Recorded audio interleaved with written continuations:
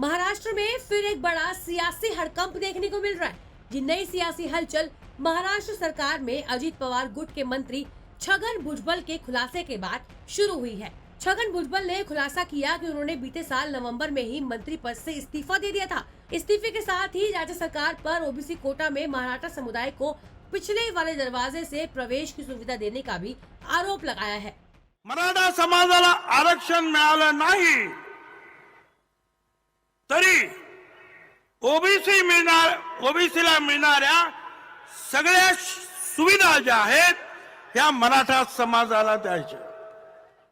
अहमदनगर में एक रैली को संबोधित करते हुए एनसीपी नेता भुजबल ने कहा, वो मराठाओं को आरक्षण मिलने के विरोध में नहीं है, लेकिन मौजूदा ओबीसी कोटा शेयर करने के खिलाफ है। विपक्ष के कई नेता, यहाँ तक कि मेरी सरकार के नेता भी कहते हैं कि मुझे इस्तीफा दे देना चाहिए। किसी ने कहा कि भुजबल को मंत्रिमंडल से बर्खास्त किया जाना चाहिए।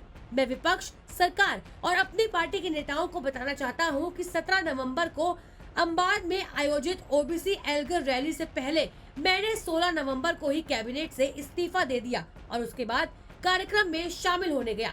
मैं इसलिए 2 महीने से ज्यादा चुप रहा क्योंकि मुख्यमंत्री और उप मुख्यमंत्री ने उन्हें इस बारे में बोलने से मना किया था। बर्खास्तगी की कोई जरूरत नहीं है, मैंने अपना इस्तीफा दे दिया है, मैं आखिर तक ओबीसी के लिए लड़ूंगा।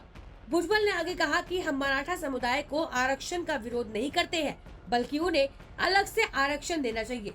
इसे हमारे ओबीसी कोटा के तहत ना दे, लेकिन मराठा आरक्षण को लेकर आंदोलन कर रहे मनोज जारंगी कहते हैं कि इसे ओबीसी कोटा से दे।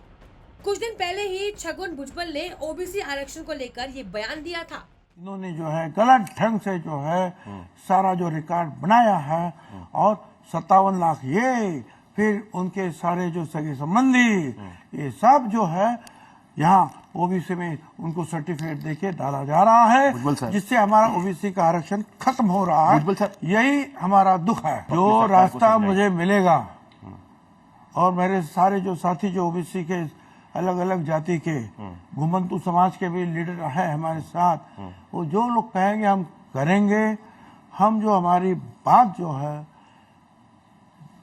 कोर्ट में कहेंगे, रास्ते पर कहेंगे, लोकसभा चुनाव में असर पड़ेगा इसका, सब जगह कहेंगे और पूछेंगे।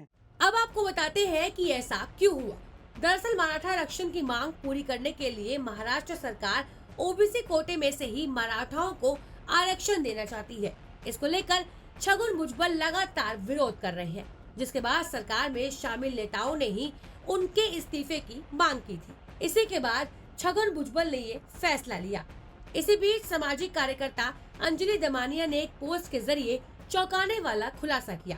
अंजलि ने सोशल मीडिया प्लेटफॉर्म एक्स पर दावा किया कि छगन भुजबल बीजेपी में शामिल होने वाले हैं। बीजेपी भुजबल को ओबीसी चेहरा बनाना चाहती है।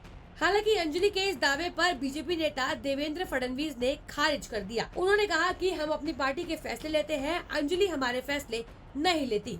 वह अंजलि हाल ही के दिनों में सुप्रिया सुले के ज्यादा संपर्क में है, इसलिए हो सकता है कि वो इस तरह की पोस्ट कर रही हो। पहिल्यांदा तर आमच्या पक्षाचे निर्णय आम्ही करतो, आमच्या पक्षाचे निर्णय अंजली दमानिया करत नाहीत। अलीकडच्या काळात मला असं वाटतं की अंजली दमानिया या सुप्रिया ताईंच्या जास्त संपर्कात आहेत, त्यामुळे ते अशा प्रकारचे ट्विट करत असतील।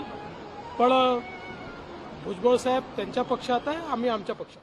हालांकि छगन भुजबल के फैसले के बाद से ही महाराष्ट्र की सियासत में नई हलचल है। देखना होगा कि लोकसभा चुनाव से ठीक पहले महाराष्ट्र की सियासत क्या नया मोड़ लेती है। ब्यूरो रिपोर्ट, न्यूज़ तक।